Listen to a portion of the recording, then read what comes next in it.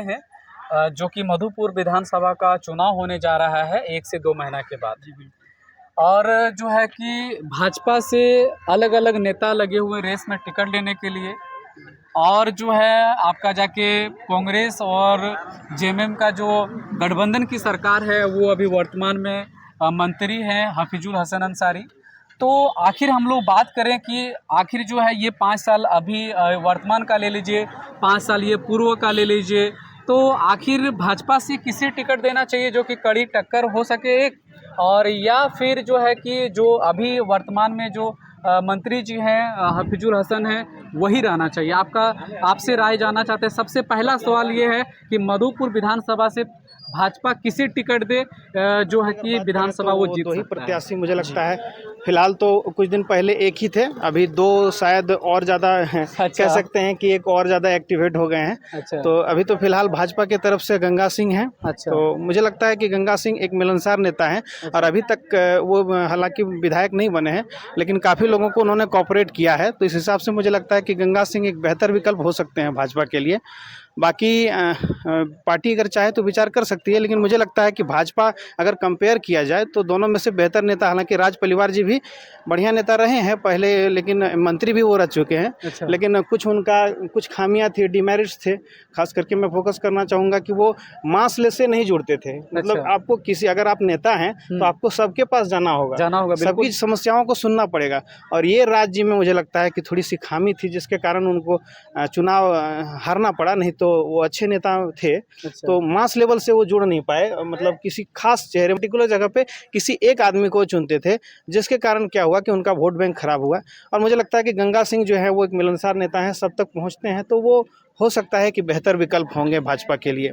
रही बात मौजूदा सरकार, जो हफीजुल हसन की बात का आप कर रहे थे कि हफीजुल हसन कैसा नेता है, तो मुझे हफीज का भी काम अच्छा लगता है। मतलब मोटा मोटी कह सकते हैं कि अच्छा काम कर रहे हैं। लेकिन इस सरकार का सबसे बड़ा जो डिमेरिट है, मैं एक युवा हूँ और मैं चाहूँगा कि युवाओं का मुद्दा जो है सबसे ज़्यादा गंभीरता से लिया जाना चाहिए। और इस सरकार का सबसे जो खराब बात यह है कि ये युवा पर बिल्कुल भी फोकस नहीं करें, खास करके रोजगार के क्षेत्र में। इस सरकार की मैं खामियों को, मैं खुद जैसे सीजीएल का एस्पायरेंट रह चुका हूँ, बहुत सारी परीक्षाएं हमने दी है। एक सीजीएल का हालिया मैं बता दूं आपको, सीजीएल 2015 से चल आ रहा है। उस एग्ज़ाम को सरकार कंडक्ट नहीं करा पा रही है, बार जो है कैलेंडर जारी कर रही है, फिर जो है। और इस बार मैं आपको बताना चाहूँगा, फिर 21-22 का डेट है, सितंबर में होने वाली है। लेकिन आप जरा सा सोच सकते हैं कि कितना लापरवाही करते हैं। दूसरे राज्य की बात तो छोड़ ही दीजिए, अपने ही राज्य में ये लोग जो है कैलेंडर को लड़ा देते हैं। जैसे अभी जो सिपाही का उत्पाद सिपाही का दौड़ था उसमें 21 तारीख तक दौड़ है उसका, और उसमें जो है जैसे सीजीएल का भी डेट अनाउंस कर दी है। अब कैसे होगा? हो सकता है एक ही स्टूडेंट जो है कोलैप्स कर जाए दोनों एग्जाम उनका, तो फिर वो कैसे एग्जाम दे पाएंगे आप? तो ये सब कहीं ना कहीं खामी है। और रोजगार के मामले में सरकार बिल्कुल विफल रही है। रोजगार देने के मामले में कह सकते हैं सबसे खराब सरकार है ये। पर सरकार फोकस करे, युवाओं को रोजगार दे।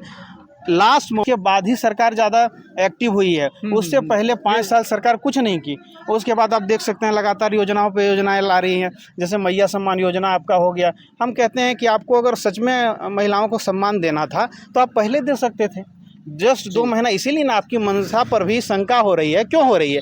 क्योंकि आप जो है जस्ट 2 महीना पहले ला रहे हैं योजनाओं को, इसलिए बीजेपी आपको घेर रही है। लोगों के भी मन में शंका है कि कहीं ये वोट बैंक की राजनीति तो नहीं है। तो इन सब चीज़ों पर ध्यान देना चाहिए। और 4 साल 5 साल आपने क्या किया?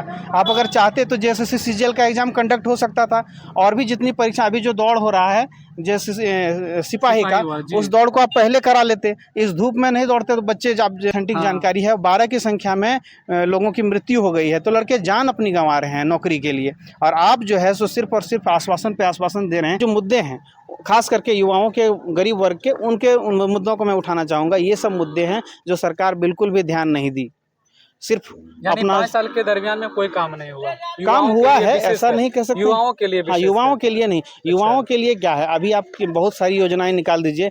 गरीबी उन्मूलन योजना नहीं है ये, ठीक है। आप सबसे बढ़िया ये काम ये है कि आप जो है रोजगार दीजिए लोगों को, वो सब अपने आप कर लेगा। आपको घर देने की ज़रूरत है ना, राशन देने की ज़रूरत है ना, वो सब, और शौचालय देने की ज़रूरत है, सारा चीज़ वो खुद कर लेंगे। आपको क्या करना है? सिर्फ और सिर्फ रोजगार पर फोकस करना है। एक युवा अगर यदि उसको जॉब हो जाएगा तो उसका पूरा परिवार जो है उससे संभल जाएगा अच्छे से, और यही आस होती है। और सरकार का मेन फोकस यही होना चाहिए। लेकिन ये सरकार क्या कहें, आप लोग जान ही रहे हैं। ऐसा मैं नहीं कहूँगा कि सरकार बिल्कुल नहीं कोई काम नहीं किए, काम किया है, लेकिन दूसरे क्षेत्रों में जो मेन काम है शिक्षा स्वास्थ्य से जुड़े मुद्दे, ठीक है, और ख़ास करके जो रोजगार का मुद्दा है उसमें सरकार बिल्कुल विफल रही है। 5 साल इन्होंने कुछ नहीं किया। जैसे ही 2 महीना पहले इन्होंने लगातार एग्ज़ाम डेट देने लगे, फिर सारा जो है कैलेंडर जारी करने लगे। तो ये सब चीज़ नहीं होना चाहिए। मुझे लगता है कि आप 5 साल के लिए चुने गए थे, उसी रफ्तार से आप काम करते तो आपकी जो मंशा है उस पर कोई शक नहीं कर पाता।